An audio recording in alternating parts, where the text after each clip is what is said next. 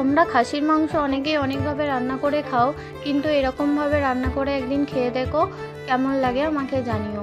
এই যে প্রথমে আলুগুলো ডুমো ডুমো করে কেটে ভেজে নেওয়া হয়েছে লাল লাল করে, তারপরে অল্প তেলে পেঁয়াজ ভাজা হয়েছে এবং তারপরে অল্প তেলে পেঁয়াজটা ভাজার পর তারপর বেশি করে তেল দিয়ে তার মধ্যে কাঁচা লঙ্কা আর আগেই দেওয়া হয়ে গেছিলো, তার মধ্যে আদাটাকে ভেজে নিয়ে তার মধ্যে এবার রসুনটা অ্যাড করে নেব। তো এই যে রসুনটা অ্যাড করছি, এবার রসুনটাকেও পুরো ভাজা হয়ে গেলে যতক্ষণ মানে কাঁচা গন্ধটা না যায় ততক্ষণ অবধি ভাজতে হবে। তো ভাজার পর এর মধ্যে হলুদ অ্যাড করে দেব।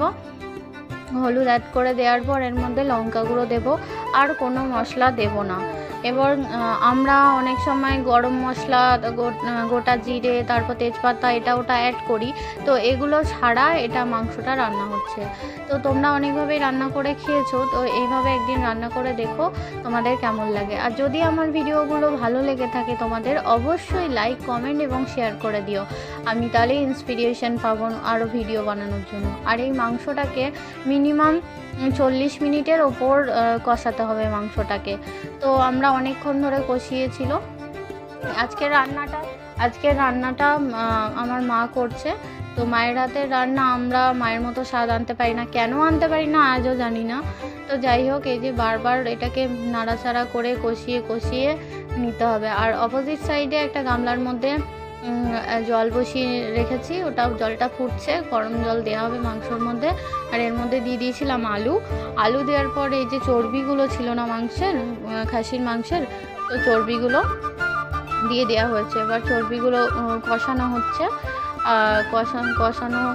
কষাতে যখন দেখবে মাংস নরম হয়ে এসছে কিছুটা এবং অনেক জল দেওয়ার টাইম চলে এসেছে, তখনই ভাববে যখন তেলটা ছেড়ে দেবে। তো যাই হোক, মাংস প্রায় অলমোস্ট হয়ে গেছে। এবার আমরা জলটা অ্যাড করে দেবো। এবার জল অ্যাড করার পর এটাকে আমরা প্রেসার কুকারে দিয়ে দেবো। প্রেসার কুকারে না দিলেও হয়, কিন্তু প্রেসার কুকারে দিলে ভালো হয়। যে 2টো সিটি দিয়ে দিয়েছে প্রেসার কুকারে। এর মধ্যে শুধু আমরা গরম মশলা অ্যাড করেছিলাম নামানোর আগে, গরম মশলা দিয়ে নামিয়ে ফেলেছি। তো কেমন লাগলো এরকম একদিন রান্না করে দেখো আর আমাকে জানিও। দেখতে এখানে কেমন লাগছে, কিন্তু খুব সুন্দর হয়েছিল। ধন্যবাদ।